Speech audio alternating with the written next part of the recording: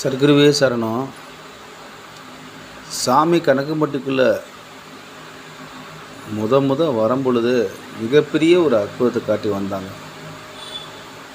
ஒரு நாள் மழை பயங்கரமாக அடித்து ஊற்றி மிகப்பெரிய வெள்ள சேதம் ஏற்பட்டிருந்ததான். அப்போ கரண்டு கம்பியெல்லாம் சாஞ்சு போய் கிடந்துச்சு. மக்கள் அந்த வழியாக போகிற மக்கள் ரோடை கிராஸ் பண்ணுறதுக்கு ரொம்ப பயந்தாங்களாம். ஏன்னா கரண்ட் இன்னும் ஆஃப் பண்ணாமல் இருக்குது. அந்த கரண்டு கம்பி தண்ணிக்குள்ளே கிடக்குது. அப்படியே நின்றுக்கிட்டு இருக்காங்க. மக்கள்லாம் எப்படி போகிறோன்னு தெரில. அங்கே இருந்தவங்கெல்லாம் பக்கத்தில் போகாதீங்க, கரண்ட் அடிக்கும்னு சொல்லவுன்னா எல்லா மக்களும் ஓரமாக நின்றுட்டுருக்காங்க. அப்போ தான் சாமி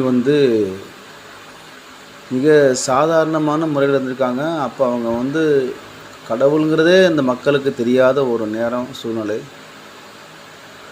அப்போ சாமி என்ன பண்ணாங்களாம், அவங்க பாட்டு விறுவிறுன்னு அப்படியே ரோடை கிராஸ் பண்ணி போய்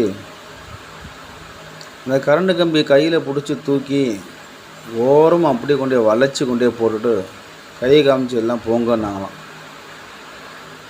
எல்லோரும் ஒரு செகண்டு ஆடி போயிட்டாங்களாம். எத்தனையோ 1000 வாட்ஸ் மின்சாரம்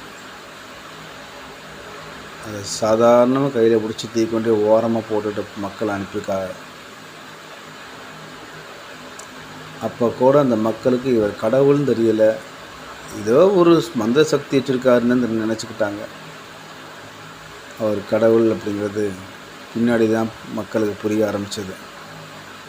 பரம்பொருள் அந்த அளவுக்கு ஒவ்வொரு தடவையும் ஒவ்வொரு அற்புதத்தை பண்ணியிருக்காங்க. அதுக்கப்புறம் தான் இவர்கிட்ட ஏதோ ஒரு பவர் இருக்குதுன்னு சொல்லி மக்கள் தெரிஞ்சுக்கிட்டாங்க. சர்க்குருவே சரணம்.